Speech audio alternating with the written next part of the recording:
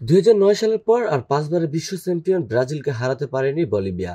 এমনকি সর্বশেষ 4 ম্যাচেই তারা সেলেসাওদের কাছে 3 বা তারও বেশি গোলে হেরেছে। ফলে 2026 সালের বিশ্বকাপে সরাসরি জায়গা করে নিতে পারা বলিভিয়ানদের জন্য ব্রাজিলের বিপক্ষে জয় ছিল বড় কিছু। সেই কাজটাই তারা সম্পন্ন করেছে বাছাই পর্বের শেষ ম্যাচে। কার্লো আনচেলত্তির দলকে বলিভিয়া 1-0 ব্যবধানে হারিয়েছে। সমুদ্রপৃষ্ঠ থেকে 4150 মিটার উচ্চতায় খেলতে নেমে সফরকারী দলগুলো প্রায়শই ভোগে। সেলেসাওদের ক্ষেত্রেও তারও ব্যতিক্রম হয়নি। 42% বল দখলে থাকলেও আক্রমণে এগিয়ে ছিল স্বাগতিক বলিভিয়া। 23টি শট নিয়ে এর 10টিতেই তারা লক্ষ্যে রাখতে পেরেছে। বিপরীতে ব্রাজিলের 10টি শটের মধ্যে লক্ষ্যে ছিল মাত্র 3টি। বলিভিয়ার এই জয় তাদের প্লে অফ খেলে প্রথমবার বিশ্বকাপে ওঠার আশা বাঁচিয়ে রেখেছে। অতি উচ্চতায় খেলতে নেমে শুরু থেকেই স্বাভাবিক ছন্দে ছিল না ব্রাজিল। বিপরীতে স্বাগতিক বলিভিয়া একের পর এক সুযোগ তৈরি করে যাচ্ছিল।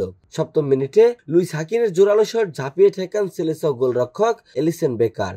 মিনিট 10 পর আবারও তিনি দলটির ত্রাতা হয়ে দাঁড়ান। এরপর যোগ করার সময় বলিভিয়াকে এগিয়ে দেন মিগুয়েল আনহেল টারসোরেস। ব্রুনো গুমারেস প্রতিপক্ষ ফুটবলারকে ফাউল করায় পেনাল্টি পায় বলিভিয়া।